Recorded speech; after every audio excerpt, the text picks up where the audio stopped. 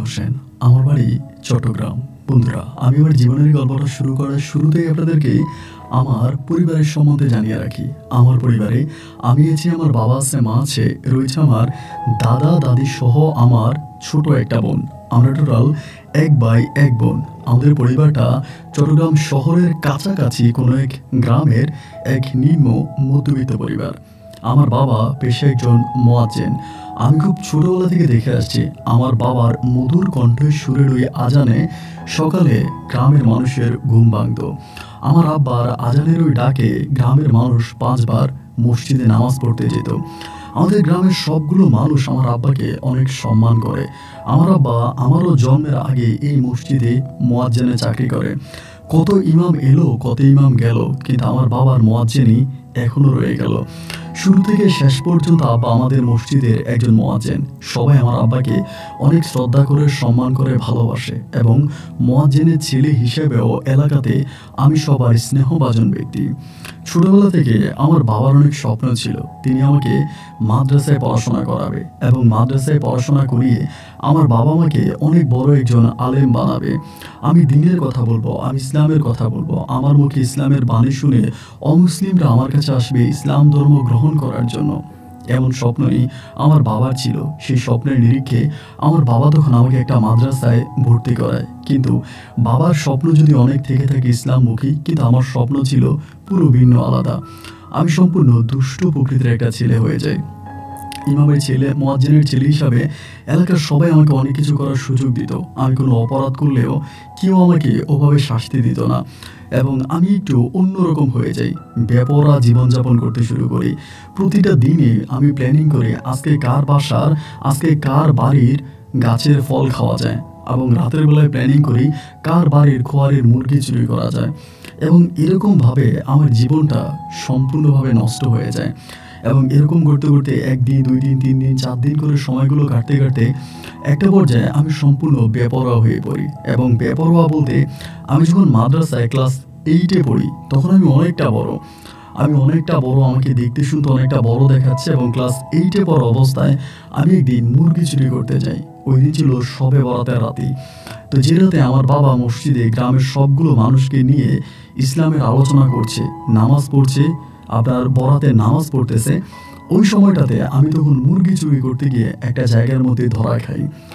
এবং মুরগি চুরি করতে ধরা খাওয়ার পরে সবাই যখন বরাতে নামাজ শেষ করলো, নামাজ শেষ করে ওই মুরগি চোরের বিচার করার জন্য আমার আব্বাকে তখন ডেকে নেওয়া হলো।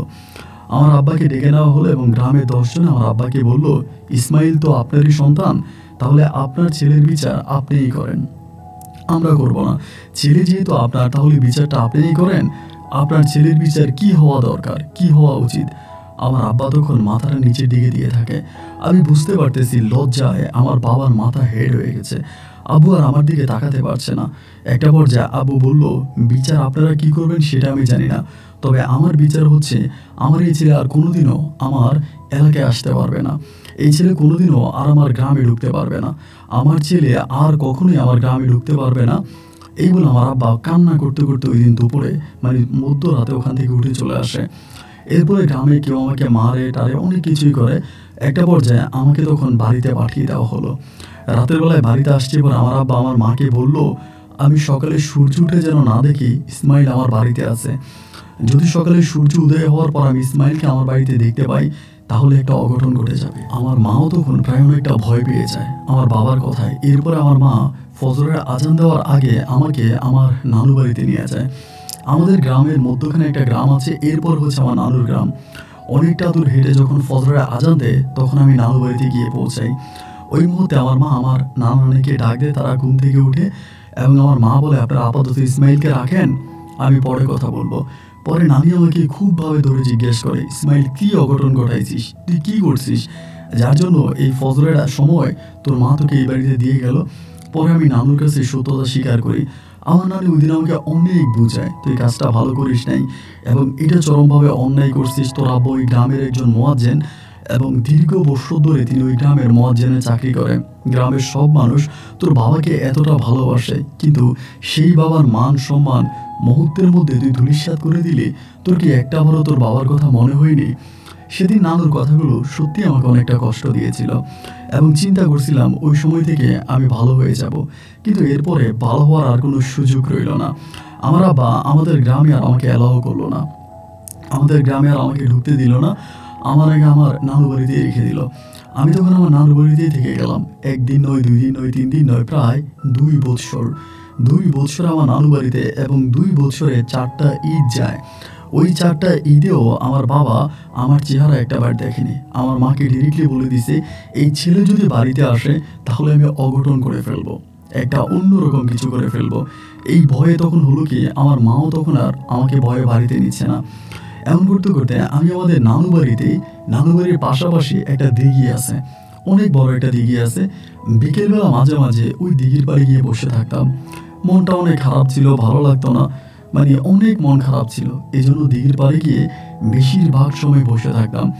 এরকম দিঘির পাড়ে অনেকক্ষণ বসে থাকার পরে একদিন হঠাৎ করে একটা মেয়ে দিঘির পাড়ে এসে আমাকে বলতেছে যে, আপনি কি তো আগে কখনো এই এলাকায় দেখিনি, আপনি এখানে কোত্থেকে আসেন?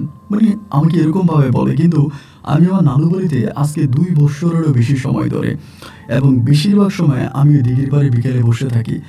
আমি মেয়েটার কথা শুনে বড় অবাক হয়ে গেলাম। অবাক দৃষ্টিতে মেয়েটার মুখের দিকে তাকিয়ে আছি। আমি বললাম, আপনি এটা কি বলেন? আপনি আমাকে কোনোদিন এই এলাকায় দেখেন নাই? আমি আজকে 2 বৎসরেরও বেশি সময় ধরে এই এলাকাতে আছি। পরে বলে, আপনার বাবার নাম কি? আমি বললাম, আমার বাবার নাম বললে হয়তো আমাকে চিনবেন না, আমার নানার নাম বললে আমাকে চিনতে পারেন। বলে, আপনার নানার নাম কি? পরে আমি আমার নানার নাম বলি এবং আমি আমার নানু বাড়ি দেখাই দিই।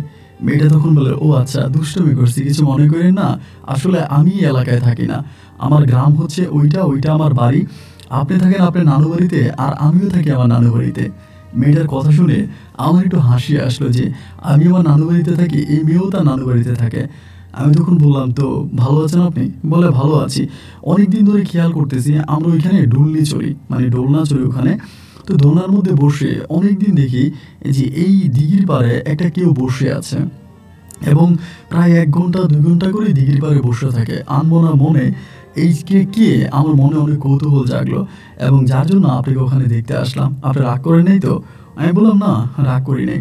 পরে বললো, আমি যদি মাঝে মাঝে এসে আপনার সাথে গল্প গুজব করি তাহলে কি আপনি রাগ করবেন? আমি বলি, না না না, রাগ করবো না, কিন্তু আপনি তো আপনার নানু বাড়িতে থাকেন, সো আপনি চলে যাবেন না? বলে, না, আমি আর আমার নানু বাড়িতে যাবো না, আমি এখন থেকে বাড়িতেই থাকবো। আমি বললাম, বাহ, তাহলে তো আমাকে আমার বাড়িতে চলে যেতে হবে। মেয়ে তখন হেসে দিয়ে বললো যে, না, আপনাকে আমার এলাকায় রাখবো। এরকম করে প্রথম দেখাতে মেয়েটা আমার সাথে অনেক ক্লোজ হয়ে গেল, অনেক কথাবার্তা বললো।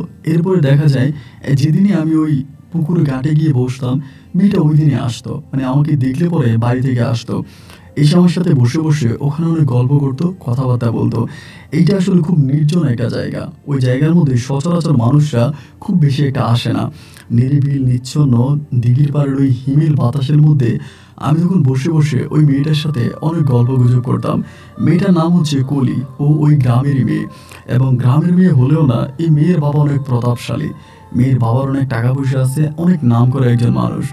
এরকম করে 1 দিন 2 দিন 3 দিন 4 দিন মেয়েটা এখানে আসতো, আমি তার সাথে গল্প গুজব করতাম, কথাবার্তা বলতাম। এমন করতে করতে এক পর্যায়ে এই মেয়ের প্রতি আমার একটা ভালো লাগা কাজ করতে শুরু করে, এবং সেই ভালো লাগা থেকে মেয়েটার প্রতি আমার ভালোবাসা জমে যায়। কিন্তু মুখ থেকে আমি তাকে ভালোবাসার কথা বলি নাই। আমি জানি ও অনেক বিত্তশালী পরিবারের মেয়ে, ওকে ভালোবাসি বললে হয়তো ওর বাবার কাছে বলে দিবে, এবং বলে দিলে এর হয়তো বিপরীত আমার কাছে ঘটতে পারে। এবং এরকম করে আপনি শুনলে অবাক হয়ে যাবেন, প্রায় 1 বৎসরেরও বেশি সময় ধরে এই দিঘির পাড়ে মেয়ে আসতো, আমি মেয়ের সাথে গল্প করতাম, এবং বিকেলবেলা ওই মেয়েদের পাড়ার অন্য মেয়েদের সাথে বা অন্য অন্য পোলাপানদের সাথে আমরা তখন ওই এখানে ডাং খেলতাম, তারপরে বিভিন্ন ধরনের কানামাছি খেলতাম, অনেক খেলাধুলা করতাম মাঠের মধ্যে। কিন্তু এরপরেও এই মেয়েটাকে ভালো লাগলেও ভালোবাসার কথা আমার বলা হয়নি। এরপরে প্রায় 1.5 বৎসর হয়ে যায়। 1.5 বৎসরের মাথায় ও তখন আমাকে একদিন একটা গিফট দেয়। আমার জন্মদিন থাকে, আমার জন্ম তারিখ থাকে, তো আমাকে বলে, তোমার জন্মদিনে আমি তোমাকে একটা গিফট দিব, মানে একটা উপহার দিব। এটা বলার পরে ও আমার জন্মদিনে আমাকে একটা মোবাইল ফোন উপহার দেয়। মানে আপনি শুনলে অবাক হয়ে যাবেন যে ওই সময় একটা মোবাইল ফোন এইরকম একটা, মানে এক্সপেন্সিভ একটা বিষয়, যে একটা মোবাইল ফোন থাকা মানে বিশাল কিছু। তখন আমি বললাম যে মোবাইল ফোন তো আমার স্বপ্ন, মানে আমার ড্রিম, আমি কোনোদিনও মোবাইল ফোন হাতে পাবো বা আমার কখনো মোবাইল ফোন হবে, এইটা আমার কোনো চিন্তা ভাবনার মধ্যেই ছিল না। কিন্তু এই মেয়েটা আমাকে একটা ফোন কিনে দেয়। ওই সময় একটা নর্মাল ফোনের দামও কিন্তু 15-16 হাজার টাকা। আর সেই সময় তো অ্যান্ড্রয়েড ফোন ছিল না, ক্যামেরা সিস্টেম ফোন ছিল না, সব ফোনই ছিল বাটনের মোবাইল। তো ওই একটা বাটনের মোবাইলের দাম ছিল এত, তাহলে আপনি বুঝতে পারেন। আর সেই সময় 50,000 টাকা দিয়ে 1 ঘন্টা জমি কিনা যেত। তো এই মেয়েটা আমাকে মোবাইল ফোন দিলে পরে আমি খুব অবাক হয়ে যাই। ও আমাকে বলে, তুমি আমার খুব ভালো একটা ফ্রেন্ড, তোমার অনেক ভালো লাগে, এই জন্য আমি তোমাকে এটা দিলাম। আমি বললাম, তুমি এটা কোত্থেকে পাইছো? বলে, আমি টাকা জমিয়ে জমিয়ে আমার একটা বান্ধবীর বাবার কাছ থেকে কিনছি। আমি টাকা জমায় জমায় তারপরে কিনছি। আমাকে মোবাইল ফোনটা দিলে এবং এই মোবাইল ফোনটা দেওয়ার পরে মেয়ের বাড়িতে আমার মোবাইল ফোন আছে, মেয়েদের ঘরে, এবং মেয়ের ঘরের ওই মোবাইল দিয়ে মেয়ে তখন আমার সাথে কথা বলতো। এবং আমার মেয়ের বাবা বিদেশে থাকে, ওর বাবা বিদেশ থাকতো, মানে বিদেশ যায়, পরে প্রথমত ছিল না, পরে বিদেশে চলে যায়। তাদের অনেক জায়গায় সম্পত্তি আছে, অনেক প্রতাপশালী মানুষ। পরে আমার সাথে মোবাইল ফোনে তখন এই গলির সাথে কথা হয়। 1 দিন 2 দিন 3 দিন 4 দিন কথা বলতে বলতে ওই মোবাইলে আমরা কখন জানি একজন আরেকজনকে ভালোবাসার কথা বলে ফেলি। এরকম করে দীর্ঘ বছর এই কলির সাথে আমার প্রেমের সম্পর্ক থাকে। মেয়েটা অনেক ছোট, একদম ছোট থেকে আমি তার সাথে ওই সম্পর্কে জড়িয়ে পড়ি।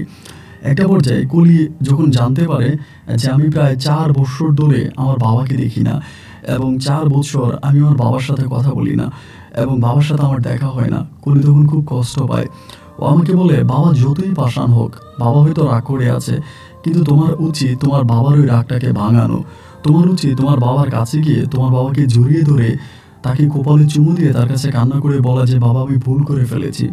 তুমি বিশ্বাস করো ইসমাইল, তুমি যদি তোমার বাবাকে জড়িয়ে ধরে কান্না করে তোমার আব্বার সাথে তুমি কথা বলো, তাহলে দেখবা তোমার আব্বার মনের সমস্ত রাগ না ঠান্ডা হয়ে যাবে। আমি বললাম, আমার বাবা খুব রাগী মনের একটা মানুষ, আমার আব্বার ভিতরে অনেক রাগ, এত সহজে আমার বাবাকে নত করা যাবে না। ও তারপর আমাকে বললো যে, তুমি একদিন তোমার বাবার সামনে যাও, এবং বাবার সামনে গেলে পরে দেখবে তোমার আব্বা অনেক ঠান্ডা হয়ে যাবে। এবং এই কথা বলার পরেই একদিন হলো কি, আমি বেশিরভাগ সময় জানতাম ফজরের নামাজের পরে আমার বাবা আমাদের গ্রামের যে মসজিদে আমার বাবা মুয়াজ্জিনে চাকরি করতো, মসজিদের সামনে একটা ঘাটলা আছে, মানে পুকুর ঘাট, ওই পুকুর ঘাটের মধ্যে আব্বু বসে থাকে সকালে। এবং 6টা 7টার দিকে তখন মাদ্রাসার বাচ্চারা আসে, তো ও তখন মাদ্রাসার বাচ্চাদেরকে পড়ায়। তো আমি তখন কলির সাথে প্ল্যানিং করলাম যে একদিন আমি আমার বাবার কাছে যাব। এমনি আমি গ্রামে মাঝে মাঝে যাইতাম, কিন্তু আব্বুর সামনে পড়তাম না।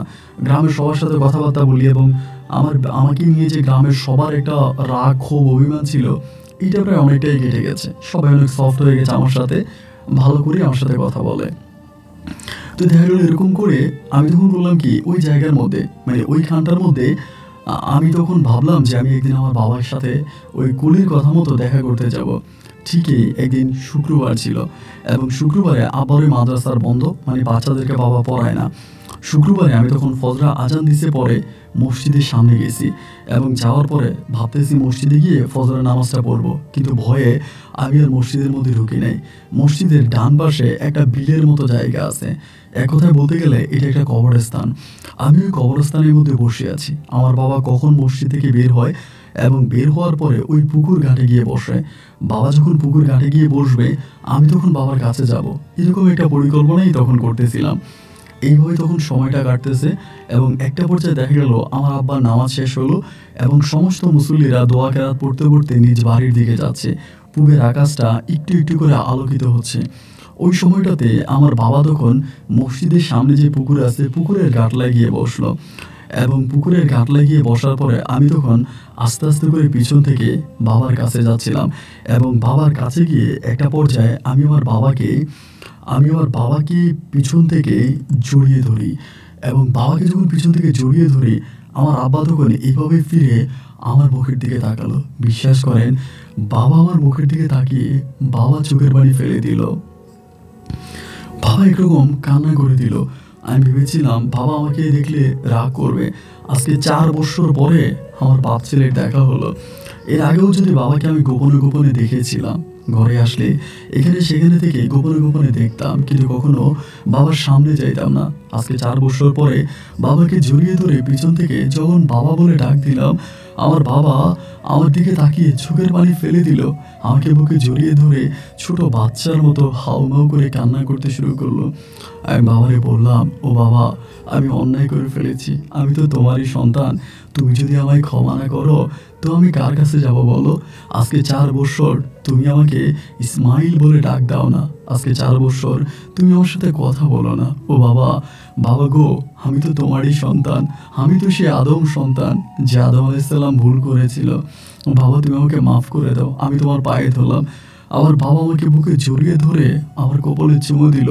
আমাকে বলে, তুই আমার একমাত্র সন্তান। আমি তোর উপরে রাগ করেছিলাম, কিন্তু তাই বলে কি তুই আমার কাছে আসবি না? তুই তো আমার সন্তান। তুই আমার মান সম্মান নষ্ট করেছিস। এরপরেও আমি তোকে দেখার পরে আমার চোখের পানি ধরে রাখতে পারিনি। কলিজা রে, ও আমার কলিজা, এমন কোনো অন্যায় করিস না যে অন্যায়ের কারণে তোর বাবার তিল তিল ঘোরা ঘোরা মান সম্মান গ্রামের মানুষের কাছে মুহূর্তের মধ্যে ধূলিসাৎ হয়ে যাবে। আমার বাবা আমার কপালে চুমু দিয়ে বলল, বাড়ি যা, আজ বাপ বেটা একসাথে দুপুরে খাবো। বাড়িতে গিয়ে তোর মাকে বলবি বড় রাতাটা জবাই করে দেওয়ার জন্য। তোর মারে যেয়ে বলবি ঢিঙ্গির রাতাটা যাতে জবাই দিয়ে দেয়। বাপ বেটা একসাথে মিলা ভাত খাবো। বাড়িতে গেলাম এবং বাড়িতে যাওয়ার পরে মার এটা বলার পরে দেখলাম খুশিতেই মায়ের চোখে জল চলে আসলো। মা আমার দিকে তাকিয়ে বলল, এটা তুই খুব ভালো কাজ করেছিস। এরপরে মা আমার ছোট বোনকে দিয়ে মুরগি ধরাইলো। ঢেঙ্গি মুরগিটা জবাই দিল। ঢেঙ্গি মুরগিটা জবাই দেওয়ার পরে বাবা আর আমি দুপুরে একসাথে ভাত খাইলাম। আজ বহু বছর পরে বাবার সাথে একসাথে ভাত খেতে পারলাম। মনটা তখন আনন্দে ভরে গেল। বাবার মুখের দিকে তাকিয়ে আছি। আমার বাবার ওই মুখটা আমার কাছে মনে হয় যেন পৃথিবীর শ্রেষ্ঠ সুন্দর একটা মুখ। এমন সুন্দর মুখ আমি আমার জীবনেও দেখি নাই। বাবা আমাকে বললো, ইসমাইল, এখন থেকে আর তোর নানু বাড়ি যাবি না, তুই বাড়িতেই থাকবি, নানু বাড়ি যাওয়ার দরকার নেই। আমার মা তখন বলে, আবার ওই গ্রামে থাকলে কোনো একটা অঘটন ঘটাই বসবে। আমার বাবা তখন বলে, আমার ছেলে আর কোনো অঘটন ঘটাবে না, আমার ছেলে ভালো হয়ে গেছে। এবং এরপর থেকে আমি বাড়িতে থাকতে শুরু করলাম। বাবা, মা আর বোনের দাদি, তখন আমার দাদা আছে, বাট দাদা অনেকটা অসুস্থ হয়ে গেছে। দাদা আমার আরেক জেঠু আছে, জেঠুর বাড়িতে থাকতো, আর দাদি আমাদের সাথে থাকতো। তখন এদের ভালোবাসা আমি তখন এই বাড়িতেই থেকে গেলাম। আর মোবাইল ফোনে কুলির সাথে কথা বলছিলাম। এবং কুলি যখন জানতে পারলো আমার বাবা আমাকে বুকে জড়িয়ে নিয়েছে, আমাকে আদর করেছে, বাবা আমাকে ক্ষমা করে দিয়েছে, কলিও না তখন মনের অজান্তেই কান্না করে দিল। কলির সাথে মোবাইল ফোনে কথা হতো, মাঝে মাঝে ওর সাথে আমার দেখা হতো। এরকম করে আমাদের প্রেমটা তখন সামনের দিকে অতিবাহিত হচ্ছিল। এই করতে করতে আমার মা তখন বাবারে বলল, ইসমাইলে একটা লাইন করে দেন, ইসমাইলের তো অনেক বয়স হয়েছে, এখন ওরে একটা ব্যবস্থা করে দেন। আমার আব্বা তখন বলল, আমি সারা জীবন মসজিদে মুয়াজ্জিনে চাকরি করেছি, আমার তো কোনো জমানো টাকা নাই, আমার জমানো কোনো টাকা নাই, আমি কোত্থেকে টাকা পাবো বলো? আমার মা তখন বলল, আমি কিছু টাকা আমার বাপের বাড়ি থেকে জোগাড় করি, আর বাকি টাকা আপনি গ্রামের মানুষের কাছ থেকে ধার নেন। আমরা ধার কর্জ করে ইসমাইলে বিদেশ পাঠাই দিই। ইসমাইল যখন বিদেশ যাবে এবং বিদেশ যাওয়ার পরে ইসমাইল সমস্ত ঋণ পরিশোধ করে দিবে। একটা কাজ করেন, আপনিও কিছু টাকা ম্যানেজ করেন, আমিও আমার বাপের বাড়ি থেকে কিছু টাকা আইনা ইসমাইলকে আমরা বিদেশ পাঠাই দিই। আমার আব্বা তখন আমার মায়েরে বললো যে, না, এই কাজ তুমি করো না, আমি একজন মুয়াজ্জিন মানুষ, আমি গরিব হতে পারি, কিন্তু স্ত্রীর বাপের বাড়ি থেকে টাকা আনা টাকা আমার পকেটে, আমার পেটে যাবে না। আমি যেমনিই পারি এই গ্রামে আজকে বহু বৎসর ধরে আমি মুয়াজ্জিনের কাজ করি। গ্রামের সবাই আমাকে অনেক ভালোবাসে, আমাকে অনেক ভালো জানে। আমি গ্রামের মানুষের কাছ থেকে ধার করব, গ্রামের মানুষের কাছ থেকে কর্জ করব, এরপরে আমি ইসমাইলকে বিদেশ পাঠাবো। এই পরিকল্পনা করে আমার আব্বা তখন সবার হাতে পায়ে ধরতেছিল, সবাইকে বলল, আমি ইসমাইলের একটা ব্যবস্থা করব, আমার কয়টা টাকা ধার দেন, ইসমাইলকে বিদেশ পাঠাবো। এরকম করে আস্তে আস্তে মানুষজন আমার আব্বাকে সাহায্য করতে থাকে। এবং আমি তখন আপনার বিদেশের জন্য পাসপোর্ট বানাই। এবং পাসপোর্ট বানানোর পরে আমার মা তখন তার এক আত্মীয় সৌদি আরবে থাকে, ওই সৌদি আরবে আমার পাসপোর্ট পাঠিয়ে দেয়। আমার আব্বা কারো কাছ থেকে 1 লাখ, কারো কাছ থেকে 50,000, কারো কাছ থেকে 20,000, কারো কাছ থেকে 5,000 টাকাও ঋণ করে। এরকম করে ঋণ করে করে একটা পর্যায়ে আমার আব্বা আমার ভিসার জন্য টাকা জমা দেয়। আল্লাহর অশেষ মেহেরবানিতে আমার ভিসা লেগে যায়। আমার সাথে তখনও কলির মধুর সম্পর্ক আছে, আমাদের দুজনের মাঝে গভীর প্রেমের সম্পর্ক আছে। আমি তখন কলিরে বলি, ও কলি, তুমি মন খারাপ করো না, আমি বিদেশ গেলে পরেই দেখবা আমি বিদেশ থেকে অনেক টাকা ইনকাম করব। আমার তো পরিবারটা গরিব পরিবার, আমার বাবা সামান্য কয়েক হাজার টাকা বেতনের একটা মসজিদের মুয়াজ্জিনে চাকরি করে। তোমার বাবা তো আর আমার মতো ছেলের কাছে তোমাকে বিয়ে দেবে না। আমি যখন বিদেশ যাব মোটা মোটা টাকা ইনকাম করব এবং সেই টাকা ইনকাম করে আমাদের ঘর বাড়ি পরিবর্তন করব, দেশে ফিরে আসব এবং ঢাকঢোল বাজিয়ে তোমাকে বউ বানিয়ে আমার ঘরে আনবো। তুমি লাল টুকটুক বসে যে আমার ঘরে আসবা, আমি তোমার বুকে জড়িয়ে ধরে অনেক আদর করব। এরকম করে যখন কলির সাথে কথা বলতেছিলাম, কলিও আবেগে আপ্লুত হয়ে যায়। ও আমাকে বলে ঠিক আছে তুমি যাও। কলির কাছ থেকে অনুমতি নিলাম, বাবা মা ভিসার ব্যবস্থা করলো। একটা পর্যায়ে সব কিছু ঠিক হলো, আমিও উড়াল দিলাম প্রবাস নামের ওই জেলখানাতে। প্রবাসে যাচ্ছি তখন চোখের পানিগুলো না ভাই, এখনো যখন ওই দিনটার কথা মনে হয়। আমি যখন আপনার চট্টগ্রাম বিমানবন্দরে ঢুকলাম সৌদি আরবে যাওয়ার উদ্দেশ্যে, মানে বারবার শুধু বিমানের দিকে তাকাচ্ছিলাম। এই বাবা, এই মা, এই বোন, আমার এই ভালোবাসার মানুষ, আমার দাদা দাদি, হয়তো এই জীবনে আর ওদেরকে দেখা হবে না। এবং এরকম কান্না করতে করতে একটা পর্যায়ে আমি তখন বিমান উঠে গেলাম এবং বিমানটাও সেই বিমানের মতোই দ্রুত স্পিডে আকাশে উঠে গেল। একটা পর্যায়ে আমি আরবের ওই উষ্ণ মরুভূমিতে আমি নামলাম এবং সেখানে যাওয়ার পরে আমাকে যে ভিসায় নিয়ে যাওয়া হয়, ওই লোকটা আমাকে একটা ভালো কাজে দেয়। কাজে যাচ্ছিলাম, কাজ করতেছি, আলহামদুলিল্লাহ 1 টাকা 2 টাকা করে ভালো টাকা ইনকাম করতেছি এবং বাবা মায়ের জন্য টাকাও পাঠাইতেছি। এরকম করে প্রায় আমি 1 বছরের মতো প্রবাসে থাকি। ওই 1 বছর আমি কুলির সাথেও ফোনে কথা বলি, ওর সাথে আমার কথা হয়, আমার আব্বা আমার সাথেও কথা হয়। এই ঋণের প্রায় 1/4 টাকা আমি পরিশোধ করে ফেলি। ঋণের 1/4 টাকা পরিশোধ করে ফেলে ওই মুহূর্তের ভিতরে হঠাৎ করে, মানে যখনই আমি একটু লাইনে দাঁড়ালাম, ঠিক ওই মুহূর্তেই হঠাৎ আমি খবর পেলাম পরীকে নাকি পরীর বাবা বিয়ে দিয়ে দিবে। পরীর বাবা বিয়ে দিয়ে দিবে, একটা ভালো বিয়ের প্রপোজাল পাইছে। ছেলেটা অনেক ভালো, ছেলে নাকি ইতালি থাকে, ওখানে পরীকে বিয়ে দিয়ে দিবে, সরি আপনার কলিকে বিয়ে দিয়ে দিবে। ওর নাম আসলে কলি, বাট আমি ওকে আদর করে পরী ডাকতাম, এটা আমার আদর ছিল আর কি। এবং একটা পর্যায়ে তখন দেখা গেল যে আমি যখন জানতে পারি যে ওর বিয়ে হয়ে যাবে বা ওর জন্য ছেলে দেখতেছে, আমি লিটারেলি তখন পাগল হয়ে গেলাম, কারণ ও ছিল আমার দেহের অক্সিজেন। আমি ওকে ছাড়া কোনো কিছুই চিন্তা করতে পারতাম না, ওকে ছাড়া একটা সেকেন্ডের জন্য আমি কিছু ভাবতে পারতাম না। আমি আমার জীবনের চাইতেও বেশি ওকে ভালোবাসি। ওকে আমি এতটাই ভালোবাসি যে ওকে ছাড়া পুরো পুরো পৃথিবীটাই আমার কাছে যেন অন্ধকার মনে হচ্ছিল। যাই হোক, এরকম করতে করতে আমি তখন মানে কান্নাকাটি করতেছি, আব্বার কাছে কান্না করি, আম্মুর কাছে কান্না করি। সবেমাত্র বিদেশ গেলাম, 1 বছর হইল, এখন তো আর আমি দেশেও আসতে পারবো না, আর ওর বিয়ে হয়ে যাবে, এটা তো ভাই আমি মানতেও পারতেছি না, কারণ আমি তোকে ভালোবাসি। দেশে প্রচণ্ড কান্নাকাটি করতেছি সৌদির মাটিতে বসে বসে। এবং একটা পর্যায়ে বাধ্য হয়ে আমি আবার বিদেশ যাওয়ার পর আমার দাদা ভাই মারা গেছে, আমার দাদা মারা গেছে, আমার দাদি আছে। তো এরপরে একটা পর্যায়ে মায়ের কাছে কান্নাকাটিতে বলে ফেললাম, মা আমি ওরকম ওরকম নানু বাড়ির কলি নামের একটা মেয়েরে ভালোবাসি, তুমি মেয়ের পরিবারের কাছে বিয়ের প্রস্তাব নিয়ে যাও।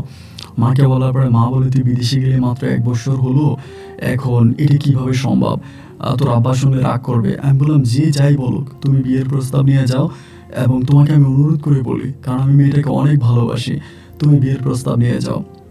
মাকে যখন এরকম করে কান্নাকাটি করে বললাম, একটা পর্যায়ে মা তখন বিয়ের প্রস্তাব নিয়ে কলিদের বাড়িতে গেল এবং যাওয়ার পরে কলির বাবা আমার মাকে কুকুরের মতো অপমান করে ধুর করে তাদের বাড়ি থেকে তাড়িয়ে দিল। কলির বাবা বলতেছে, আমার মেয়ের বিয়ে ঠিক হয়ে গেছে, তো এরপরে আপনার ছেলের কাছে আমার মেয়েকে আমি কেমনে বিয়ে দিব। এবং কলিও এই কথাগুলো স্পষ্ট শুনতে পাইছে এবং কলিও তার বাবারে বলছে যে আমি ওই গ্রামের ছেলে ইসমাইলকে ভালোবাসি, ও সৌদি আরবে থাকে। তো খুবভাবে বুঝাইছে, কিন্তু ওর বাবা ডিরেক্টলি বলতেছে যে না, আমি তোর একমাত্র ওই ইতালি ছেলের কাছে বিয়ে দিব, তোর ইতালি নিয়ে যাবে, ওখানে তুই অনেক ভালো থাকবি, তুই কেন সৌদি আরবের এক ছেলেকে বিয়ে করবি। এরকম করে ওর বাবা তখন রাজি হচ্ছিল না। ও আমাকে মোবাইল ফোন করে প্রচণ্ড রকমের কান্নাকাটি করতেছে এবং ওর ওই কান্না আমার কানে এখনো বাসো, চিৎকার করে বলতেছে, আমি না তোমাকে ছাড়া বাঁচবো না, আমি তোমাকে অনেক ভালোবাসি, আমার নিজের শরীরের ভাগ আমি তুমি ছাড়া অন্য কাউকে দিতে পারবো না। ওর কান্নার কথাগুলো এখনো আমার কানে বাজে, কিন্তু প্রবাসের মাটি থেকে আমি কিছুই করতে পারতেছিলাম না। গলাকাটা মুরগির মতো আরব দেশের ওই মাটিতে তখন লাফাচ্ছিলাম, আমার আপন বলতে কেউ ছিল না। ডাইনে বামে যেখানেই তাকাই সেখানে আমি কলিকে দেখতে পাই। মোবাইল ফোনটা কানে দিয়ে 24 ঘন্টা আমি কলির সাথে কথা বলতাম। আমার সেই ভালোবাসার মানুষটা বসে যে অন্য কারো হয়ে যাবে, আমার পক্ষে তো এটা মেনে নেওয়া সম্ভব নয়। দিন যত সামনের দিকে যাচ্ছে, কলির সাথে আমার কথাবার্তা ঠিক ততটাই বাড়তেছে। একটা পর্যায়ে কলির বিয়ের 3 তারিখ ঠিক ঠিক হয়ে গেল। ও খুব কান্না করতেছে, আমিও খুব কান্না করতেছি। তখন মনে হলো এই পৃথিবীতে আমি আর কলির চেয়েও অসহায় আর কোনো মানুষ নেই। আমার মনে হয় এই পৃথিবীতে সবচেয়ে বেশি অসহায়, আমাদেরকে সাহায্য করার মতো এই দুনিয়াতে আর কেউ নেই। কলি কলির জায়গায় কাঁদতেছে, আমি আমার জায়গায় কাঁদতেছি। দুইটা মানুষ দুইটা দেশে কাঁদতে কাঁদতে লাশ হয়ে যাচ্ছে, কিন্তু আমাদের চোখের পানি মুছে দেওয়ার কেউ ছিল না। একটা পর্যায়ে হঠাৎ করে কলির মোবাইলটা বন্ধ হয়ে গেল। কলি আমাকে কয়েকদিন ধরে বলে আসতেছিল আমি যে কান্নাকাটি করি এটা আমার মা দেখতেছে, আমার বাবা দেখতেছে, তারা যে কোনো সময় হয়তো আমার কাছ থেকে মোবাইল ফোনটা নিয়ে যাবে, আমার কাছ থেকে মোবাইল ফোনটা নিয়ে যাবে, হয়তো তোমার সাথে আর আমার কথা বলা হবে না। এবং ঠিকই একটা পর্যায়ে তার মোবাইলটা বন্ধ পাচ্ছি এবং জানি শুক্রবারে তার বিয়ে। ভাই, শুক্রবারে সেদিন আমি আরবের মাটি সৌদি আরবে বসে চিৎকার করে আল্লাহকে কাঁদিয়ে বলতেছিলাম, ও আল্লাহ, আমি তো ওরে ছাড়া বাঁচব না। আল্লাহ, আমার কলিজার টুকরাটারে কেমনি আমার কাছ থেকে তুমি কেড়ে নিচ্ছ। এলাকার লোকজন ছিল, এলাকার লোকজন বলতে আমার কোম্পানির লোকজন ছিল, এরা সবাই বুঝতে পারছে যে এরকম এরকম ঘটনা। সবাই আমাকে বোঝাচ্ছিল, ইসমাইল ভাই কান্নাকাটি করবেন না, কান্নাকাটি করে কী হবে, মেয়েটা আপনার ভাগ্যে নাই। সবাই আমাকে বোঝাচ্ছিল। এরকম করতে করতে আমি জানতে পারি শুক্রবারে লাল টুকটুকে বসেছে আমার ভালোবাসার মানুষটা অন্য কারো ঘরে চলে গেল, অন্য কারো বউ হয়ে গেল। যাই হোক, আমি তখন কান্নাকাটি করতেছিলাম এবং কান্নাকাটি করে কিছু ভালো লাগে না, মন খুব খারাপ লাগে, অস্থির লাগে। এরকম করতে করতে ওর বিয়ে হয়ে যাবার প্রায় 17 দিন পরে ও একদিন আমারে কল দিছে। একটা আননোন নাম্বার থেকে কল দিছে, কল দিয়ে চিৎকার করে কান্না করতেছে। আমি তখন বললাম, তুমি কেন কান্না করতেছ? তোমার তো বিয়ে হয়েছে, তুমি ভালো আছো? আমাকে বলে ভালো নাই। আমাকে বলে আমি ভালো নাই। আমার বলে, ইসমাইল তুমি দেশে চলে আসো, ইসমাইল তুমি দেশে আসো, আমি তোমাকে নিয়ে পালিয়ে যাব। তুমি দেশে আসো, আমি তোমার নিয়ে পালিয়ে যাব। ইসমাইল প্লিজ তুমি দেশে আসো, তুমি দেশে আসো, আমি তোমাকে নিয়ে পালিয়ে যাব। আমি তখন বললাম, এটা তুমি কি বলো? আমার কি কোম্পানি এখন ছুটি দিবে? আমার তো 2 বছর হয় নাই। ও আমার বলে, দেখো আমার কাছে অনেক গয়নাগাড়ি আছে, আমার কাছে লক্ষ লক্ষ টাকা আছে, আমার বিয়ের গয়নাগুলো সব আমার কাছে বিয়ের গয়না প্রায় 10 লাখ টাকার গয়না হবে। তুমি চলে আসো, আমি এই গয়নাগাড়িগুলো নিয়ে তোমার সাথে পালায়ে যাব। আমরা দূরে কোথাও গিয়ে একটা ছোট্ট সুখের ভালোবাসার ঘর বাঁধবো, তুমি আমি মিলে এই পৃথিবীতে অনেক ভালো থাকবো। আমরা একটা ভালোবাসার রাজ্য তৈরি করব। তুমি চলে আসো ইসমাইল। এরকম করে করে ও কান্না করতেছে। আমি তখন বললাম, তুমি কান্না করো না, তুমি মন খারাপ করো না, আমি যাবো, আমি আমার ভালোবাসার মানুষটাকে আনার জন্য আমি অবশ্যই যাব। তুমি এরকম করো না, তুমি একটু ধৈর্য ধারণ করো। আমি নিজেও ভাই কোনো কাজ করতে পারতেছিলাম না, সারাক্ষণে কান্নাকাটি করি। তো রুমের মধ্যে যারা ছিল তারা সবাই তো আমার বয়সী, মানে ইয়াং ছেলে ফেলে।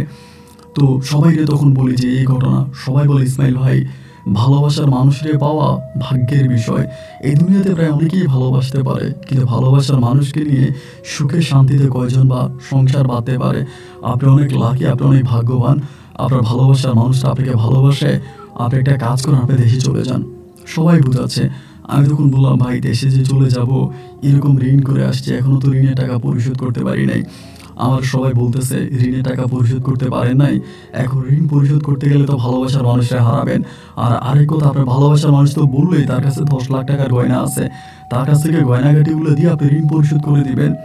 আমি তখন কলিরে বললাম, কলি তাহলে কি আমি চলে আসবো?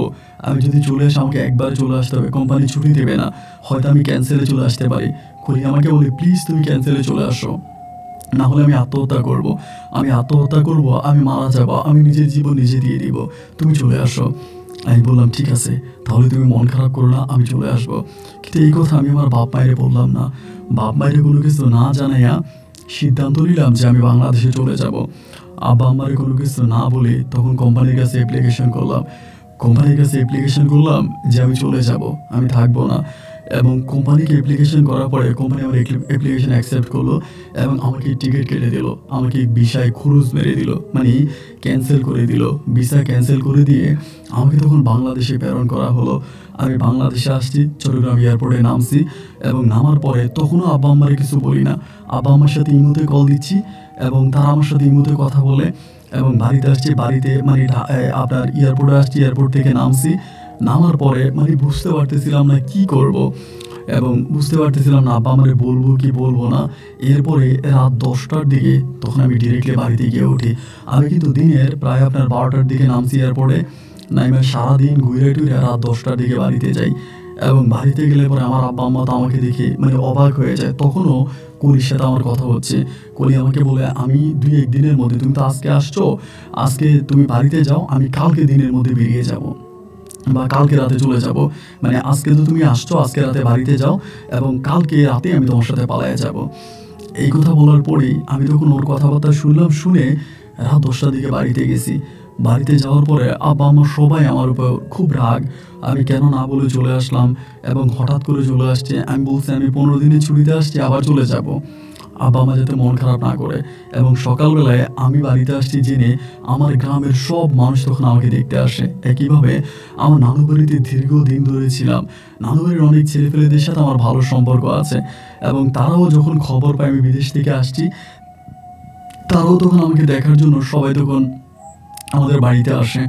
আমাদের বাড়িতে আসে, সবাই আমাকে দেখে, আমার সাথে গল্পগুজব করে। তো আমার দিনে ২টা বাজেও কলির সাথে কথা হইছে। দেখেন, দিনে ২টা বাজেও কলি আমারে বলতেছে, ইসমাইল তুমি যে দেশে আসছো এটা কি আমাদের গ্রামের লোকজন জানছে? আমি বললাম, হ্যাঁ, তোমাদের গ্রাম থেকে অনেক ছেলেই তো আমাকে দেখতে আসছে। ও বলে, এই কাজটা মনে হয় ভালো হয় নাই, এটা আমাকে বললো। আমি বললাম, না ঠিক আছে, সব ঠিক আছে, তা তুমি কবে আসবা? ও বলে, রাত্রে, আজকে রাতে আমি তোমাকে কল দিব। আমার স্বামী যখন ঘুমিয়ে যাবে আমি গয়নাগাটিগুলো নিয়ে বেরিয়ে যাব, রাতের বেলায় আমি তোমাকে কল দিব।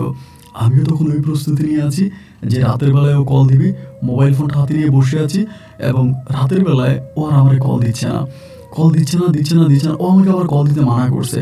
আমারে বলছে, তুমি কল দিও না, কারণ মোবাইল ফোন যদি আলাদা না করে আমার হাজব্যান্ড জেনে যায়। তুমি কল দিও না, আমি যখন ঘর থেকে বেরিয়ে যাব আমি তোমার কল দিয়ে বলবো কোন জায়গায় আসতে হবে। তুমি শুধু তোমার নানু বাড়িতে চলে আসো। আবার আমার নানু বাড়ি থেকে ওর শ্বশুর বাড়িটা একটু কাছাকাছি। আমি তখন সন্ধ্যা রাতে আমার নানু বাড়িতে চলে আসি এবং নানু বাড়িতে আসার পরে অপেক্ষা করতেছে ওর ফোনের জন্য, কিন্তু আর আমার কল দেয় না, কল দেয় না, কল দেয় না। সারাটা রাত কেটে সকালে সূর্য উঠে গেল, ওর আমার কল দিল না। দিনের ৮টা বাজে ওর নাম্বারে আমি যখন কল দিই, ওর নাম্বারটা তখন বন্ধ পাই। নাম্বারটা বন্ধ পাওয়ার পরে আমি তখন বুঝতেছিলাম না ও কি ধরা খেয়ে গেল, নাকি কালকে রাত্রে বাসা থেকে বেরোয়ার পরে কেউ ওরে নিয়ে গেল। আবার এমনও তো হতে পারে মেয়ে মানুষ বাসা থেকে বেরোইছে, হয়তো অন্যকে উঠে নিয়ে গেছে। তখন টেনশনে পড়ে গেলাম যে কী হইলো, ও কোথায় আছে। এবং এরকম করতে করতে আমি তখন ওর খুব ভয় পেয়ে গেলাম। আমার তো ওর কোনো কিছুই জানি না ওর কিছু হয়ে গেল কিনা। এবং পরের দিন বিকেলবেলা তখন আমি ওর শ্বশুরবাড়ি ওইদিকে গেছে, ওর শ্বশুরবাড়িতে আমি চিনতাম। ওইদিকে গেছি, যাওয়ার পরে দেখলাম ওর শ্বশুরবাড়ি একদম নীরব, শ্বশুরবাড়ি একদম নীরব। আমি পিছনে পিছনে হাঁটতেছি ওরে দেখা যায় কিনা। এবং ওই যে ওর শ্বশুরবাড়ির পিছনে যাওয়ার পরে হঠাৎ করে 2টা ছেলে আমাকে ধরে ফেলে। ধরে বলতেছে, এই ভাই আপনি এদিকে ঘুরতেছেন, আপনার বাড়ি কই? আমি তখন বললাম, আমার বাড়ি অমুক গ্রামে। তা বলে, অমুক গ্রামে আপনার বাড়ি, এইখান থেকে এইখানে আপনি কি করেন এখন? এই কথা বলে তর্কাতর্কি ঘুরতেছে, বলে বলে আমরা তখন ভিতরের দিকে ডেকে নিল। একটা ইয়াং লোক বেরিয়ে আসলো, মানে অনেক লম্বা টম্বা করে ফর্সা। উনি এসে বলতেছে, কে? বলে যে, ভাই এনে ঘুরতেছে, মনে হয় চোরের মতলব আছে। পরে আমার ভিতরে নিয়ে গেছে, ভিতরে নিয়ে যাওয়ার পরে আমার বলে, বাড়ি কই? যখন আমি আমার বাড়ির নামটা বলছি, এই লোকটা ধাপ করে আমার কলারটায় ধরে আমার বলে, তোর নাম কি ইসমাইল? আমি বললাম, জি। বলে, তুই কি সৌদি আরব থেকে আসছিস গত পরশুদিন? আমি বললাম, জি। এরপরে বলো, রে বান, ওর এই জায়গায় বান। মানে মুহূর্তের মধ্যে আমাকে ওখানে বেঁধে ফেললো এবং বেঁধে ফেলার পরে বলো, তোর আব্বার নাম্বার দে, তোর পরিবারের নাম্বার দে। আমি তখন আমার আব্বার নাম্বার দিলাম, দেওয়ার পরে আমার আব্বারে কল দিল। রাতের বেলায় আমার আব্বা আম্মা আর আমার নানা ভাই তখন আসছে। আসার পরে বলতেছে যে, আপনার ছেলে, মানে ওই লোকে বলতেছে আসলে এটাই ছিল কলির হাজব্যান্ড, মানে কলির স্বামী। আমি জানতাম না। উনি বলতেছে আমার ওয়াইফের সাথে এরকম এরকম করছে এবং আমার ওয়াইফকে বাসা থেকে পালিয়ে নেওয়ার জন্য এগুলো এগুলো করছে। আপনার ছেলে বিদেশ থেকে আসছে আমার বউরে নিয়ে যাওয়ার জন্য। আমার আব্বা আম্মা তখন মুসলেকা দিল। আপনার ওই দেন ওদের এলাকার যে চেয়ারম্যানকে ডেকে আনা হলো। চেয়ারম্যানের সামনে মুসলেকা দিয়ে তখন আমাকে রাত্রে 10টার দিকে ওখান থেকে ছুটে আনলো।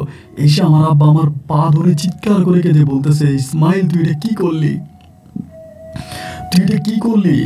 তুই কি বিদেশ থেকে একেবারে চলে আসছিস? আমি তখন বলি, হ্যাঁ বাবা, আমি একেবারেই চলে আসছি। এবং এরপরে আমার আর কলির সাথে কোনো যোগাযোগ হলো না। কলির মোবাইল ফোনটাই বন্ধ। কলি কোথায় আছে না আছে আমি কলির কোনো খোঁজ খবর পেলাম না। আস্তে আস্তে করে এক কান দোকান হতে হতে পুরো গ্রামের মানুষের খবর পেয়ে গেল যে আমি একেবারে বিদেশ থেকে চলে আসছি। আমি ছুটিতে আসি নাই, আমি একেবারেই চলে আসছি।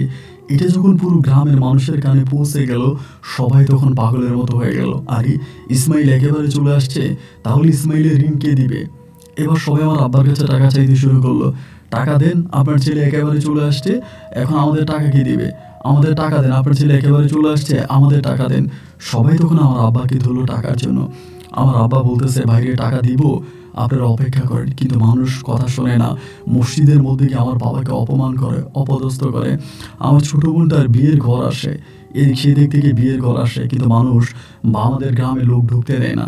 আমার বোনকে দেখতে আসলে গ্রামের বাইরে থেকে বের করে দেয় বলে, এবং স্টেট আমার আব্বাকে বলে যে তুই আমাদের ঋণ পরিশোধ করা ছাড়া তোর মেয়ের বিয়ে দিতে পারবি না। আমার আব্বাকে বলে যে আমাদের কাছ থেকে যে টাকা নিয়েছিস ওই টাকা দিবি, তারপরে তোর মেয়ের বিয়ে হবে, অন্যথায় আমরা তোর মেয়ের বিয়ে হতে দিব না। তখন গ্রামের সবাই বলে, বারবার বলছিলাম যে তোর ছেলে খারাপ, এর বিদেশে পাঠাইস না, কিন্তু এর বিদেশে কেন পাঠাইলি? আমার আব্বা তখন সবার কাছে কান্নাকাটি করে, কিন্তু আমার আব্বার কান্না কারো কারো হৃদয় আর গলে না। আমার আব্বাকে টাকার জন্য সময় দিয়ে দিছে, সময় বেঁধে দিছে, 1 মাস, 1 মাসের ভিতরে টাকা দিতে হবে, নাইলে এই করবে সেই করবে। এবং ওই 1 মাসের আগেই আমার আব্বা তখন করলো কি, আমার আম্মারে বললো আমি 15 দিনের জন্য এক জায়গায় যাচ্ছি, 15 দিন পরে আসবো, তুমি বাড়িতে থাকো। এবার আমার আম্মা বলে, আপনি কি পালায়া যাইতেছেন? পালায়া গেলে আমার কি হবে, আমার মেয়ের কি হবে? আমার আব্বা বলে, পালিয়ে যাব না, তোমরা আমাদেরই পরিবার, তুমি আমার পরিবার, আমি তোমার নিয়ে পালায়া কোথায় যাব বলো? আমি পালিয়ে যাব না, আমি 15 দিন পরে ফিরে আসবো, আমি টাকার জন্য যাচ্ছি। আমার মা বলে, আপনি টাকার জন্য যাচ্ছেন? কোথায় যাচ্ছেন টাকার জন্য? আমার আব্বা বলে, যেখানেই যাচ্ছি। আব্বা যেদিন চলে গেল তার 4 দিন পরে, তার ঠিক 4 দিন পরে একদিন আপনার বিকেল 2টা বাজে আমার মোবাইলে একটা কল আসলো। আমার মোবাইলে একটা কল আসলো, এবং কল আসার পরে আমার আম্মাকে বললো, আপনারা অমুক মেডিকেলে আসেন, একটু সমস্যা আছে। এবং আম্মা, আমি আর আমার বোন মিলে ওই মেডিকেলে গেলাম। এবং মেডিকেলে যাওয়ার পরে ওখানে যে ডিউটিরত ডাক্তার আছে তিনি বলতেছে, আমার আব্বা নাকি কিডনি বিক্রি করার জন্য এখানে আসছিল, এবং কিডনি বিক্রি করার জন্য আসছে। আমার আব্বুর কন্ডিশন ভালো ছিল না, আব্বু কিডনি বিক্রি করতে আসছিল, এবং ওই কিডনি আব্বু বিক্রি ঠিকই করে, আব্বুর কিডনি ট্রান্সফার হয়। এরপরে আমার আব্বুর আর নিঃশ্বাস ফিরে আসে না, আমার আব্বা মারা গেছে।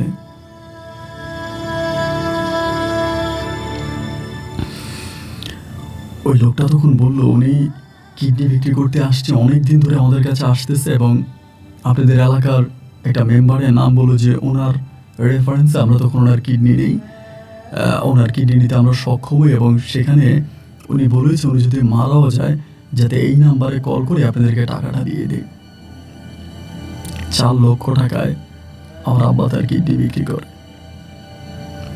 আব্বুর মৃত্যুর পরে 4 লক্ষ টাকা আমার আম্মার হাতে তুলে দেয়।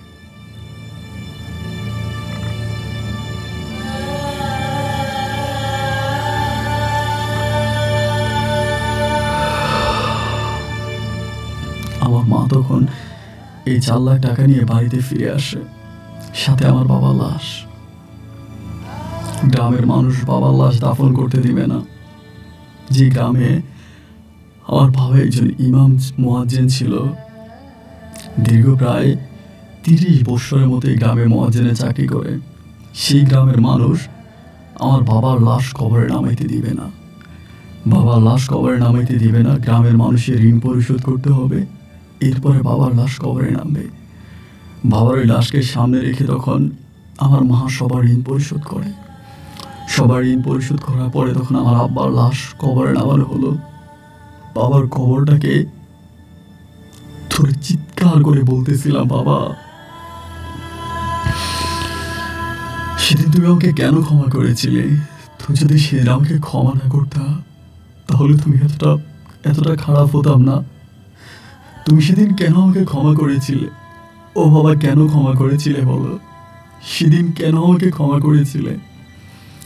ওই দিন ফজরের সময় মসজিদের ঘাটলায় যদি তুমি আমাকে ক্ষমা না করতে বাবা, তাহলে তো আজকে তোমাকে জীবন দিতে হতো না।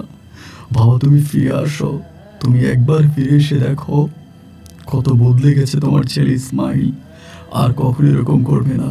বাবা, ফিরে আসো। সেটা আমার বাবার ফিরল না। আমি বাবার কবরে বসে বসে কান্না করি, এরকম করে 1 দিন 2 দিন 3 দিন 4 দিন কাটতেছে। বোবা হয়ে গেছিলাম। বোনটার বিয়ের ঘর আসতেছে, বোনটারও বিয়ে দিতে পারতেছি না।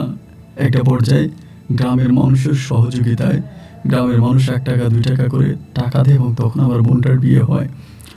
আমার বোনটার বিয়ে হয়ে যাওয়ার পরে আমি বেশিরভাগ বাড়িতে বসে থাকতাম, এবং তখন জীবনের গল্পের লাভগুলোর একটা অনুষ্ঠান হতো রেডিও টুডেতে। আপনার রেডিও টুডেতে হইতো আপনার চিটংয়ে। তখন আমি ওই লাভগুলোর সাথে যোগাযোগ করে আমি বলি যে আমার গল্পটা আমি বলতে চাই। পরে একদিন তিনি আমাকে তার অনুষ্ঠানে নিয়ে যায়, স্টুডিওতে নিয়ে যায়, এবং সেখানে নিলে পরে আমার জীবনে ঘটে যাওয়া এই ঘটনাটা, এই পুরোটা ঘটনা ওখানে বলি। এবং তখন তো আসলে ভাই ইন্টারনেট অত ভালো ছিল না, বেশিরভাগই হচ্ছে আপনার সবাই রেডিওই শুনতো। রেডিওর মধ্যে গল্পটা বলার পরে এক লোক, জামশেদ খান নামের এক লোক, তখন মানে গল্পটা বলার কিছুদিন পরে আমার সাথে দেখা করতে চায়। এবং রেডিওর অনুষ্ঠানে আমি আবারও যাই, পরে লোকটা আমার সাথে দেখা করে। জামশেদ খান বাড়ি চিটংয়েই ছিল, উনি ওখানকার মোটামুটি অনেকটা প্রতাপশালী লোক, টাকা পয়সাওয়ালা লোক। পরে এই লোকটা আমার সাথে দেখা হলো, দেখে আমাকে বললো যে তোমার গল্প আমি শুনেছি, তোমার গল্প আমার হৃদয় স্পর্শ করেছে, এবং তোমার কি কলির সাথে আর কখনো কথা হয়েছে? আমি বললাম না। এরপরে কলির সাথে আমার আর কোনো কথা হয়নি, তবে আমি পরে জানতে পারছি কলিকে ওর হাজব্যান্ড ইতালি নিয়ে যায়, এখনও ইতালিতে আছে, বাট আমার সাথে আর কোনো যোগাযোগ করেনি। এই লোকটা তখন আমাকে বললো আমি তোমাকে কাতার নিয়ে যাব। লোকটা কাতার থাকে, বলে কাতারে আমার দোকান আছে, আমি তোমাকে কাতারে নিয়ে যাব, আমি তোমার কাছ থেকে কোনো টাকা নিব না। এবং এটা তখন ফলো করে পুরো রেডিওতে প্রচার করা হলো একদম, মানে সবাই তখন এটা শুনলো। এবং শোনার পরে এই লোকটা তখন আমাকে কাতারে নিয়ে যাবে। তো উনি আমাকে বলছিল কাতারে নিয়ে যাবে ফ্রিতে, আমার কাছ থেকে কোনো টাকা টুকা নিবে না। এবং কিছুদিন পর উনি ওনার বাসায় আমাকে দাওয়াত দিল। ওনার বাসায় দাওয়াত দিচ্ছে, পরে ওনার বাসায় আমি গেছি। ওনার বাসায় যাওয়ার পরে উনি আমাকে প্রথম বলে যে ওনার একটা বোন আছে প্রতিবন্ধী, নাম হচ্ছে সাদিয়া। মানে প্রতিবন্ধী বলতে মানসিক প্রতিবন্ধী। এই মেয়েটাকে আমার বিয়ে করতে হবে, এবং এই মেয়েটাকে বিয়ে করলে পরে উনি আমাকে কাতারে নিয়ে যাবে। তো আমাকে বলতেছে ওরে তুমি বিয়ে করবা, লাইক আমি তোমাকে আমার ভাই বানাতে চাই। তো মানে এমনভাবে কথা বলে। উনি কিন্তু প্রথমে আমাকে বলছিল যে আমাকে এমনি নিয়ে যাবে, কোনো টাকা টুকা নেবে না, ফ্রিতে নিয়ে যাবে, টিকিটও কেটে দেবে। এখন উনি শর্ত বুঝাই দিল ওনার বোনকে বিয়ে করতে হবে। পরে মানে উনি আমাকে বলতেছে আমি তোমার মতো একটা ভালো ছেলে খুঁজতেছিলাম, যার কাছে আমি আমার বোনটাকে বিয়ে দিব। আমার একমাত্র বোন, আমার কলিজার টুকরা, আমি ওকে তোমার কাছে বিয়ে দিতে চাই, এবং আমি চাই তুমি আমার ভাই হয়ে থাকো। তো আমার মাও তখন রাজি হলো যে ঠিক আছে, আমিও বললাম যে ঠিক আছে। পরে ওনার বোন সাদিয়ার আমি তখন বিয়ে করি। ওনাদের নিজেদের বাড়িটারি আছে, চিটং শহরে নিজেদের বাড়ি আছে, অনেক প্রভাবশালী লোক, অনেক বড় লোক, টাকা পয়সাওয়ালা লোক। পরে তিনি আমাকে কাতারে নিয়ে যায়, আমি ওনার সাথে তখন কাতারে যাই। এটা কিন্তু সত্যি যে উনি আমার কাছ থেকে কোনো টাকা নেয় না, এবং সম্পূর্ণ ফ্রিতে টিকিটের টাকাটা উনি দিয়ে আমি কাতারে যাই। আমি ওখানে চাকরি করি, মানে ওইখানে থাকতেছি। এরকম করে একদিন, 2 দিন, 3 দিন আমি কাতারে প্রায় 1.5 বছরের মতো ছিলাম। 1.5 বছরে মোটামুটি অনেক টাকা কামাইছি, পরিবারের জন্য টাকা পাঠাইতেছি। তখন আমার পরিবারটা আগের থেকে অনেকটা ভালো হয়ে যায়, আয় ইনকাম অনেক হইতেছে, অনেক টাকা পয়সা কামাইতেছি, মায়ের জন্য টাকা পাঠাইতেছি, আমার বোনের জন্য টাকা পাঠাইতেছি, সবাই অনেক ভালো আছে। বাবা তো চলেই গেল, এবং আমার দাদিও মারা গেছে। পরে এরকম করে থাকতে থাকতে প্রায় 1.5 বছরের মাথায়, চট্টগ্রামে 1.5 বছরের মাথায় হঠাৎ করে ওনার বোন সাদিয়া মারা যায়। আমার সেকেন্ড ওয়াইফ মারা যায় হঠাৎ করে, মানে কোনো কারণ ছাড়াই মেয়েটা হঠাৎ করে মারা যায় রাতের বেলায়। আগে থেকে একটু অসুস্থ, মানে প্রতিবন্ধী ছিল আর কি। তো সাদিয়া মারা যাওয়াতে আমি খুব কষ্ট পাই। পরে আমাকে আমার মানে যে আপনার ওই যে জামশেদ খান, উনি আমাকে নিয়ে আসে কাতার থেকে। ওনার সাথে দেশে আসে, আমার বউর কবর আমি মাটি দিই, এবং উনি অনেক কান্নাকাটি করে। এরপর আমি আবার পুনরায় ওনার দোকানে আবার যে ওখানে কাজ করি। তো ওনার ওয়াইফ, মানে ওনার বোনটা মারা যাওয়ার পরে উনি জানি কেমন হয়ে যায়। আগে যেরকম আমার প্রতি মানে অনেক টান ছিল, অনেক ভালোবাসা ছিল, মানে আমাকে অন্যভাবে দেখতো, বাট কেমন যেন উনি একটু পরিবর্তন হয়ে যায়। আগের মতো করে আর দেখে না, আগের মতো করে কথা বলে না, এবং আমার কাছে কেমন যেন একটু অন্যরকম। একটা সময় উনি দোকান বিক্রি করে দেয়। দোকান বিক্রি করে উনি টোটালি বাংলাদেশে চলে আসে, ওনার ফ্যামিলির কাছে, বউ বাচ্চার কাছে চলে আসে। তো এরপরে আমি কাতারেই পড়ে রইলাম, বাট ওনার সাথে আমার এরকম করে আর কোনো কথা হলো না। তো ফেসবুক ইউজ করতাম, তখন ফেসবুকে বিভিন্ন পোস্ট করতাম। মন খারাপ, মানে আমি ছিলাম এমন একটা পাখি যে ঢালে আমি মানে বসে ওই ঢালটাই ভেঙে যায়। মানে আমার ভাগ্যটাই এরকম। আজকে যদি সাদিয়া বেঁচে থাকতো তাহলে হয়তো আমাকে এই দিনটা দেখতে হতো না। আল্লাহ সাদিয়াকে আমার কাছ থেকে নিয়ে গেল। ও প্রতিবন্ধী হলে পরেও না, আমি ওকে স্ত্রীর ভাবেই দেখতাম, মানে আমার বউয়ের মর্যাদাই দিতাম, বউয়ের মতো করে আমাকে ভালোবাসতাম। ও হারিয়ে গেল, এবং ওর মৃত্যুর পরে তারপরে আমি ওখানে পড়ে আসি। একদিন 2 দিন 3 দিন করে এরকম করেই তখন আমার সময়গুলো কাটতেছে। এভাবে সময়গুলো কাটতেছিল কাতারের মাটিতে। এবার আমি ফেসবুকে পোস্ট করতাম, মানে প্রচুর পোস্ট করতাম, অনেক ইমোশনাল পোস্ট করতাম এবং ইমোশনাল ছোট ছোট ভিডিও তৈরি করতাম, মানে মনের মাধুরীতে মিশে থাকা কথাগুলো ভিডিওতে লিখতাম। কারণ তখন তো আর আমার আপন বলতে কেউই রইল না।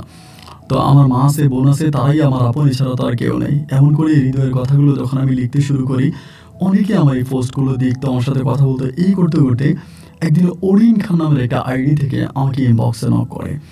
নক করার পরে যে ভাইয়া আপনার সাথে একটু কথা বলতে চাই, একটু কল দেওয়া যাবে? রাত্র তখন মানে বাংলাদেশের মানে ওখানকারই অনেক রাত। পরে আমি বললাম যে ঠিক আছে কল দেন। এটা বলার পরে মেয়েটা তখন কল দিল।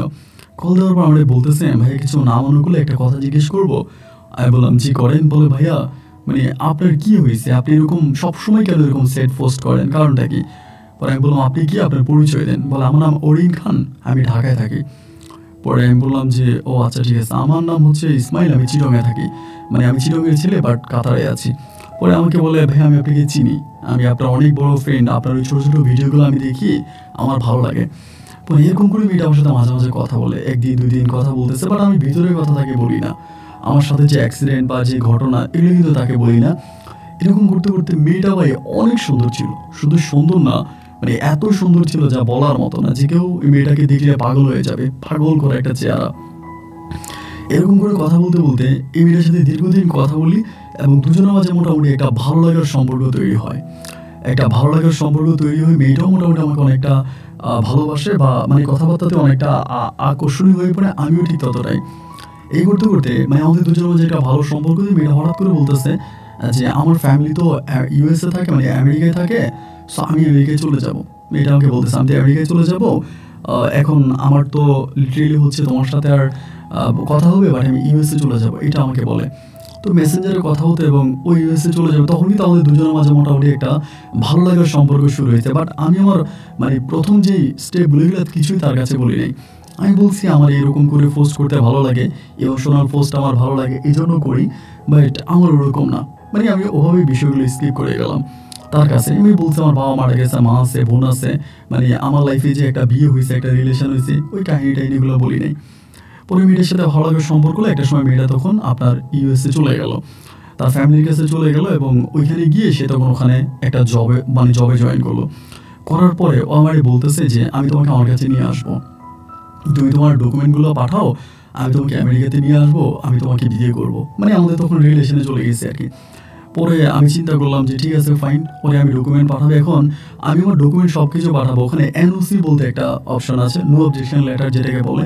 এটা হচ্ছে আমি যে কোম্পানিতে কাজ করি ওই কোম্পানি থেকে দেওয়া হবে, এটা নো অবজেকশন লেটার, যে আমার এই লেটারটা যদি আমাকে দেওয়া হয় তাহলে আমি ইউএসএ যেতে পারবো। এখন এই নো অবজেকশনের লেটারটা মানে এনওসিটা আমার কোম্পানি আমাকে দিচ্ছে না।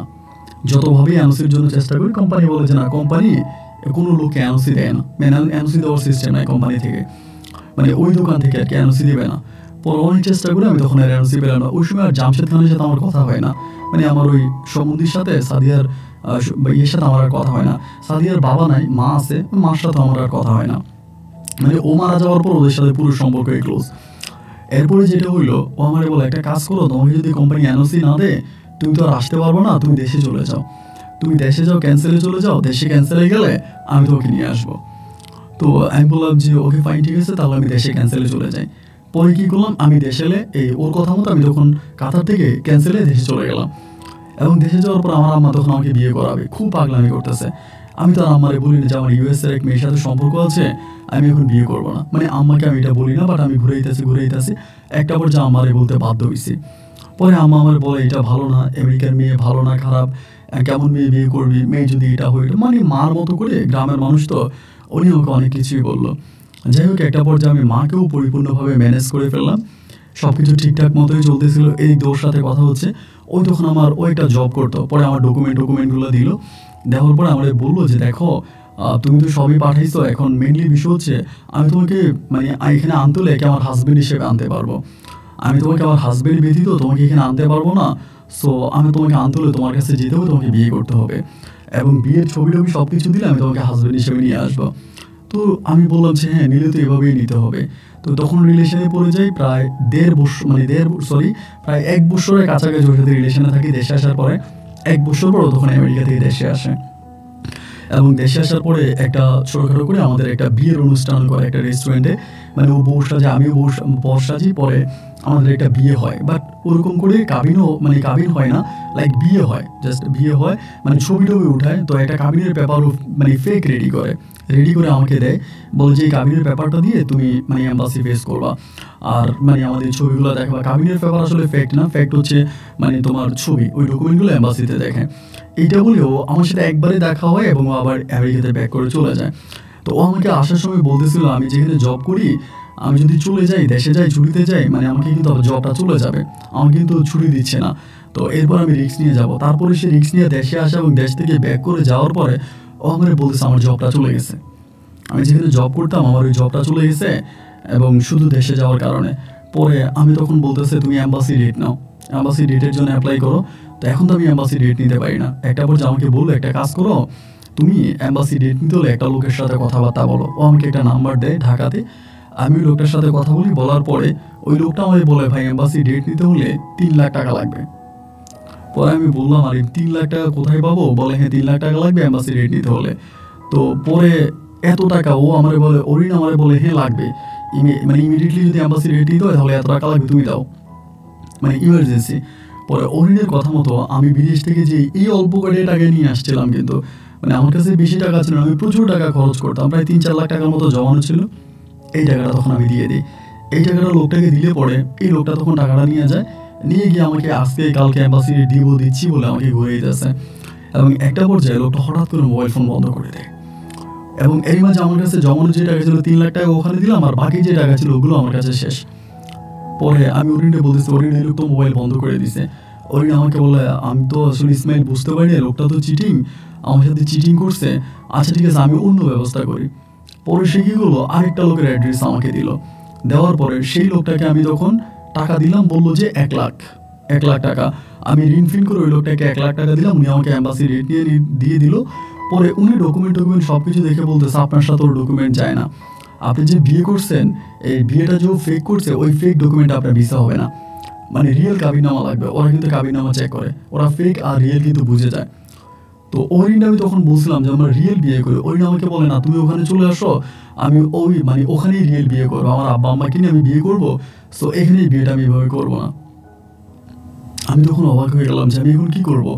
এখন অরিন তো আর আসতেও পারতেছে না, ও বলতেছে আমি জবের জন্য বিভিন্ন জায়গায় অ্যাপ্লাই করতেছি, আমার এখন জবও নাই, আর এখন আমি ওখানে যেতেও পারবো না, আমার আব্বা আম্মা দিবে না, আমার আব্বা আম্মা এমনিতে অনেক ডাউট করতেছে, আমাকে সন্দেহ করতেছে, এখন তো আমি যেতে পারবো না। তখন ভাই আমার অবস্থা খুব খারাপ হয়ে যায়, কি আমি কী করবো, মানে ও আসবে আসতেছি এরকম করে আমাকে ঘুরাইতেছে। এই করতে করতে একটা পর্যায়ে আমাকে বললো যে আমি তো আর এখন যেতে পারবো না, একটা কাজ করো আমি তোমাকে অবৈধভাবে নিয়ে আসি। আমি বললাম অবৈধভাবে তুমি আমাকে কীভাবে আনবা? ও আমাকে বলে ইন্ডিয়াতে আমার একটা পরিচিত জায়গা আছে, তুমি কি তোমার অবৈধভাবে ইন্ডিয়াতে নিয়ে যাবো, ওইখান থেকে তোমাকে নিয়ে আসবো, তুমি সাথে করে 4 লক্ষ টাকা নিয়ে যাও, তাইলেই হবে। আমার বলে, আমি বললাম সাথে করে 4 লক্ষ টাকা নিলে? বলে হ্যাঁ আমি তোমাকে সব কিছু বলে দেবো, তোমাকে ইন্ডিয়াতে নিয়ে যাবে এবং ইন্ডিয়া থেকে তোমাকে ইউএস আনার ব্যবস্থা হবে, মানে এটা একটু অন্যভাবে হবে, তুমি এটা বুঝবা না। এবং ও যা বলতেছে আমি তো তাই বিশ্বাস করতেছে। ওর কথা মতো আমি 4 লাখ টাকা ম্যানেজ করলাম। কীভাবে ম্যানেজ করছি, আমার বাড়িটা বন্ধক দিছি ব্যাংকের কাছে, এবং 4 লাখ টাকা ম্যানেজ করার পর ও আমার বলে 4 লাখ টাকা হবে না, আরও 2 লাখ টাকা লাগবে, আরও 2 লাখ টাকা। মানে এই 2 লাখ টাকা ম্যানেজ করতে গিয়ে আমি মানে আপনাকে কী বলবো, আমার মানে বলার মতো আর ভাষা নাই, যা করা দরকার মানে আমার শুধু ঘর ভিটাটা ছাড়া সব বিক্রি করে দিছি, সব বিক্রি করে 6 লাখ টাকা ম্যানেজ করছি। করার পরে এক দালাল চক্রের মাধ্যমে আমি তখন ওর কথা মতো ওই দালালের মাধ্যমে আমি তখন ইন্ডিয়াতে চলে যাই। দিল্লিতে নিয়ে যায় আমাদেরকে, এবং দিল্লিতে নিলে পরে মানে আমি যখন দিল্লিতে যাই, দিল্লিতে যাওয়ার পর আমি বুঝতে পারি যে আমি আসলে মূলত একটা চক্রের হাতে পড়ে গেছি, একটা চক্রের হাতে পড়ে গেছি, এটা মূলত একটা চক্র।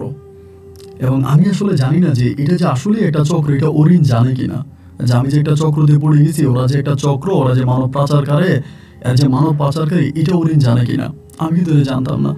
ওইখানে ভাই গেলে পরে আমাকে ওখানে আটকায় ফেলে, একটা রুমের মধ্যে আটকায় রাখে।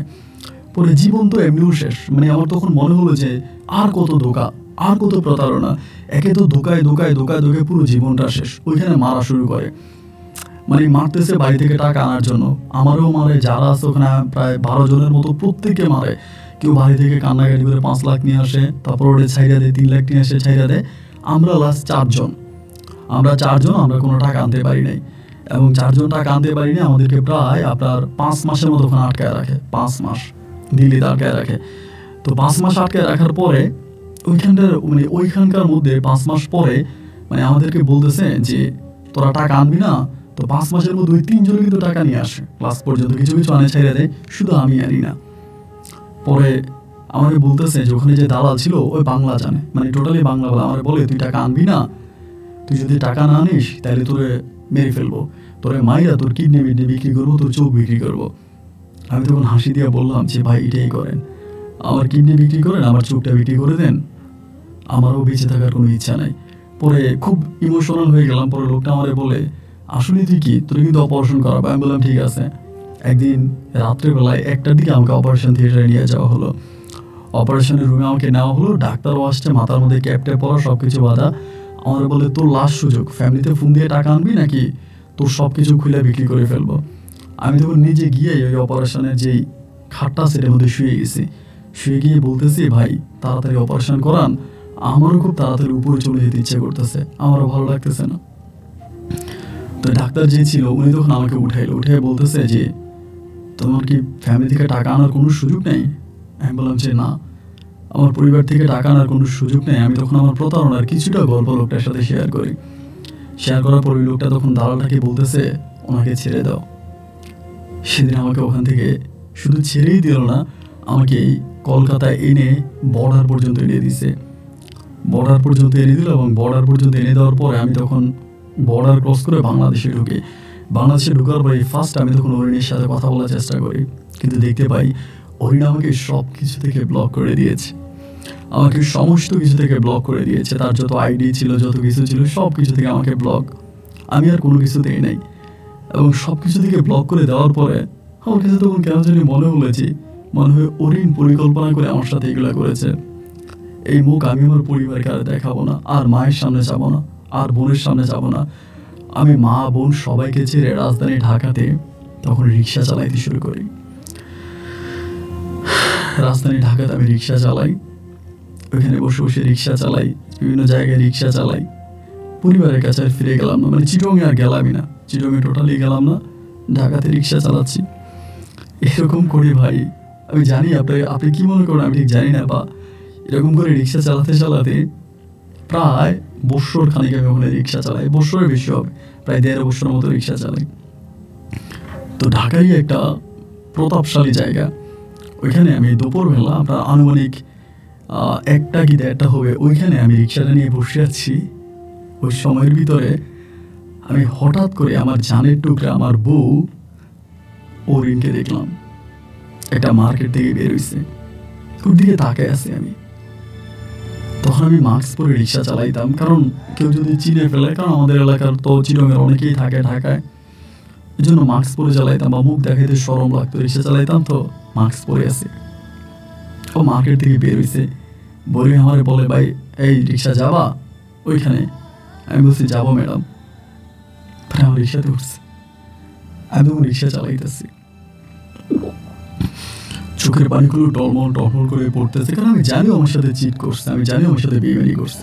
আমি ওর উপর প্রতিশোধ দিব, ওই প্রতিশোধ নিতে ওরা ভুলে গেছিলাম। একটা মানুষ যে প্রতিশোধ নিতে তার শরীরে কিছু এনার্জি লাগে, ওইটাও নাই। তার যে আমি বলবো অরিন আমি স্মাইল, অরিন তুমি না আমেরিকায় থাকতে, তুমি ইউএসএ থাকো, অরিন তুমি দেশে কবে আসছো? এবং আসলে অবাক হয়ে যাবেন, রিক্সার মধ্যে বসে বসে সেম আরেক প্রবাসীর সাথে কথা বলতেছে। ওই প্রবাসীকে একই কথা বলতেছে যে আমার আব্বা আম্মা ইউএসএ থাকে, আমাকে ইউএসএ নিয়ে যাবে, আমি ওখানে চলে যাব, এবং ইউএসএ গিয়ে আমি তোমাকে ইউএসএ নিয়ে যাব, আমি তোমাকে ইউএসএ নিয়ে আসবো। এবং এই লাইনটা কাটার পরে আরেকটা ছেলের সাথে কথা বলতেছে, তাও প্রবাসী। ওই ছেলেকে বলতেছে যে আমি তো বাংলাদেশে আসছি, আমি বাংলাদেশে আছি, আমি তো কানাডায় থাকি, একটা বলে কানাডায় থাকে। এই রিক্সার মধ্যে বসে একবার আমেরিকা একবার কানাডা, এরকম করে 2টা ছেলের সাথে চিট করতেছে, আমি শুনতেছি, আমি কিচ্ছু বলি না, আমি রিক্সা চালাইতেছি। এরকম করতে করতে একটা জায়গার মধ্যে যাওয়ার পরে হঠাৎ করে সামনে দেখলাম চেকপোস্ট, প্রত্যেকটা রিক্সাকে চেক করতেছে। ওইখানে যাওয়ার পরে ও আমারে বলতেছে যে ভাইয়া আমার এই ব্যাগটি একটু আপনার কোমরে রাখেন তো, আমি আপনাকে কিছু টাকা দিব। এরকম করেই বলতেছে। একটা ব্যাগ, মানে ছোট্ট একটা ব্যাগ। আমি যখন পিছনে হাত দিয়া ব্যাগটা নিলাম, নিয়ে আমার লুঙ্গি ছিল, লুঙ্গির এই ঘটির মধ্যে তখন এই ব্যাগটা রাখছি। ব্যাগটা রেখে রিক্সা চালাইতেছি, ওই জায়গার মধ্যে গেছি। যাওয়ার পরে রিক্সাটা দাঁড়া করাইলো, করানোর পরে বলতেছে যে আপনার নাম কি? উনি বলে ওর নাম সাথী। বলে সাথী। বলে কোথেকে আসছেন? বলে অমুক জায়গা থেকে আসছে। বলে ম্যাডাম আপনাকে একটু চেক করবো, আপনি একটু ভিতরে ঢুকেন। আমি রিক্সা নিয়ে দাঁড়ায় আছি। পরে ভিতরে ঢুকলো, চেক করলো, চেক করার পরে বেরিয়ে আসছে। বেরিয়ে আসার পরে বলে ঠিক আছে যান। এমনি জিজ্ঞেস করলো আপনি কি করেন? পরে বললো যে মানে কিছু মানে জব করি, এটা বললো। প্রথমে বলে কিছু করি না, পরে বলে জব করি। কোথায় জব করেন? বললো মতিঝিলে জব করি, একটা ট্রাভেল এজেন্সিতে জব করি, এটা বললো। এরপরে আবার রিক্সাতে উঠে গেল। রিক্সাতে উঠে রিক্সা সামনের দিকে যাচ্ছে। যেতে যেতে আমাকে বলতেছে যে ভাইয়া একটু ব্যাগটা দেন, এটা বলে। পরে আমি ব্যাগটা বের করছি, ওনাকে দিয়ে দিছি। দেওয়ার পর আমাকে বললে ভাইয়া কিছু বুঝলাম না, আপনাকে ব্যাগটা দেওয়া মাত্র আপনি নিয়ে নিলেন এবং আপনি জানেন এই ব্যাগে কী আছে? আমি বললাম না জানি না। বলে এই ব্যাগে লক্ষ লক্ষ টাকা দামের কিছু আছে, কিন্তু আপনি এত সহজ সরল ব্যাগটা দেওয়া মাত্র নিয়ে নিলেন, এবং আপনি যদি এই ব্যাগটা নিয়ে ধরা খেতেন আপনার কিন্তু 1 বছর জেল হয়ে যেত। আমি তখন বলি সারাটা জীবনই তো আমার জেলখানা হয়ে গেল, পুরোটা জীবনই তো আমার জেলখানা হয়ে গেল। অরিন কথাটা বলার পরেই মেয়েটা তখন বলে যে আপনি আমাকে কী নামে ডাকলেন? আমি বললাম অরিন। মানে রিক্সা চালাইতে আর কথা বলতেছে অরিন। পরে বলতেছে মানি আপনি কে? আমি বললাম আমাকে আপনি চিনবেন না, আমি এক হতভাগা। আপনারা আমেরিকা থাকেন, কবে আসছেন? পরে বললাম আপনি কে? আমি বললাম আপনি ইসমাইল নামের কাউরে চিনেন? মানে রিক্সা চালাইতেছি আর কথাগুলো বলতেছি। ইসমাইল নামটা বলার পরে উনি তখন বলে এই রিক্সা থামান, ধমক দিল। আমি হঠাৎ করে ব্রেক করলাম, সে নাইমে দিল দৌড়। মানে জাস্ট রিক্সা থেকে নাইমে দৌড় দিছে। আমি তাকায় আছি, দৌড় দিয়ে একটা মার্কেটে ঢুকে গেছে, মানে একদম তাড়াতাড়ি হেঁটে মার্কেটে ঢুকে গেছে। আমি কিছু বলি না, তাকায় আছি। এই জায়গায় দাঁড়ায় আছি জাস্ট আপনার 15-20 মিনিটের মতো, আধা ঘন্টার মতো দাঁড়ায় আছি। দিয়ে উনি আর বের হয় না। বের না হওয়ার পরে আমি যখন রিক্সার ওখান থেকে ব্যাক করে চলে আসলাম, রিক্সাটা ব্যাক করে চলে আসছি। আসার পরে মাঝে মাঝে মার্কেটের সামনে গিয়ে দাঁড়ায় থাকি, এমনি মানে জানি না কেন দাঁড়ায় থাকি। ভাড়া পাইলেও ভাড়ায় যাই না, মানে ক্যাব পাইলে যাই না, ওইখানে দাঁড়ায় থাকি। এরকম করতে করতে অনেক দিন ওখানে দাঁড়ায় থাকতাম, এমনি গিয়ে দাঁড়ায় থাকতাম। একদিন হঠাৎ করে একটা লোক এসে আমার বলতেছে এই আপনি এখানে দাঁড়ায় থাকেন কেন সবসময় খালি রিক্সা নিয়ে, কেউ ভাড়ায় চাইলেও যান না? আমি বললো ভাই এমনি দাঁড়ায় থাকি। বলে আপনার ফোন নাম্বারটা দেন। তাই আমি বললাম আমার ফোন নাম্বার? তাই নাম্বারটা দিলাম। নাম্বারটা দেওয়ার পরে ওই দিন রাতেই আমার নাম্বারে অরিন কল দিল, সেদিন রাতেই। কারণ আমি ইমো হোয়াটসঅ্যাপ কোনো কিছুই চালাইতাম না, শুধু আমার একটা নতুন সিম চালাইতাম, ওইটাই। আমি কারোর সাথে যোগাযোগ করতাম না। পরে আমারে বলে তুই ইন্ডিয়া থেকে কিভাবে আসছিস? এমনি বলে তুই করে। আমি বলি আল্লাহ হয়াত রেখেছে তাই চলে আসছি। আমাকে বলে তুই আমাকে পুলিশের কাছে ধরাই দিতে পারতি, দিলি না কেন? তুই কি আমাকে আগে থেকে চিনছিস? আমি বললাম হ্যাঁ আগে থেকেই চিনেছি, যখন আপনি মার্কেট থেকে নামতেছিলেন তখনই চিনেছি।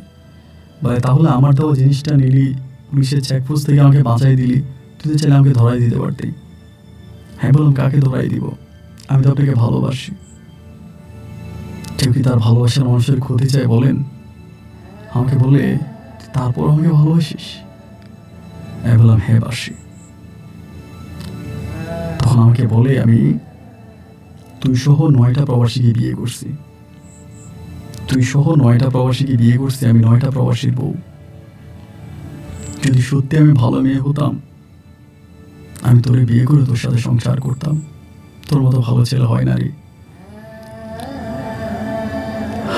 কিন্তু আমি তো অন্ধকার জগতের মানুষ, তাই হয়তো আমার দ্বারা এটা সম্ভব না। এরকম করে মাঝে মাঝে আমার ফোন দিত, আমি কথা বলতে চাইতাম না, তাও ফোন দিত। একদিন আমাকে বলে তুই একটা সিএনজি কিনা আমি তোর টাকা দিব। মানে তুমি তখন তুমি করে বলছি তুমি একটা সিএনজি কিনা আমি তোমার টাকা দিব। আমি বললাম না আমি তোমার টাকা নিব না। বলে তুমি একটা সিএনজি কিনা আমি তোমার টাকা দিব। আমি বললাম না আমি সিএনজি কিনবো না। পরে কয়েকদিন পর ও ইচ্ছে করে আমার সাথে দেখা করলো, একটা জায়গায় এসে দেখা করলো এবং দেখা করে আমারে 4 লাখ টাকা দিতে চায়। আমি বললাম না আমি নিব না, আমি টাকা নিয়ে কি করব? বলে তুমি যদি টাকাটা নাও তাহলে আমি নিজেকে অনেকটা হালকা মনে করব। আমি বললাম না, আমি টাকা নিব না। এরপরে মাঝে মাঝে আমাকে ফোন দিত। আমি একটা সময় বলতাম যদি পারো আমার বিদেশ পাঠিয়ে দাও, আমার এই দেশটাই নিঃশ্বাস দিতে পারি না, আমার বুকটা অনেক ভার হয়ে গেছে। এরপর আমারে বলে তুমি কোন দেশে যাবা, ইউরোপে যাবা নাকি এশিয়াতে যাবা? আমি বললাম আমি এশিয়াতে যাব। মানে তাহলে তুমি লাইন দাও কোন দেশে যাবা, আমি তোমার সব ব্যবস্থা করব। এরপরে আমি আবারও সৌদি আরবের জন্য লাইন দিলাম ওর কথা মতো। দেওয়ার পরে আমি সৌদি আসতে 6 লক্ষ টাকা লাগছে। হয়তো জানি আপনি বিশ্বাস করেন, অনেকেই বিশ্বাস করে না যাদেরকে বলি সৌদি আরবে এই সম্পূর্ণ 6 লক্ষ টাকা এই মেয়েটা দিয়েছে। ওর নাম হচ্ছে মূলত হোসনে আরা, মানে রিয়েল নাম হচ্ছে হোসনে আরা। ওই আমাকে দিয়েছে। আমি সৌদি আরবে চলে আসছি, এখনও সৌদি আরবে আছি। আজকে প্রায় আমি আপনার 9 বছরের মতো সৌদি আরবে, 9 বছর ধরে সৌদি আরবে আছি এবং এখনও ওনার সাথে মাঝে মাঝে কথা হয়। উনি এখন এগুলো ছেড়ে দিয়েছে, এখন আর এই লাইনে নাই। জায়গাটাকে কিনছে, বাড়ি টাড়ি বানাইছে, ঢাকাতে নিজের বাড়ি টাড়ি আছে, ব্যবসা বাণিজ্য করে বাড়িঘর করছে, আর এখন এই লাইনে নাই। 9 বছরে আমি একটা বারের জন্য আর বাংলাদেশে যাই নাই। আমার মা মারা গেছে, আমার মায়ের লাশটাও আমি দেখতে পাই নাই। বোন আছে, বোনের ছেলে মেয়েরা আছে।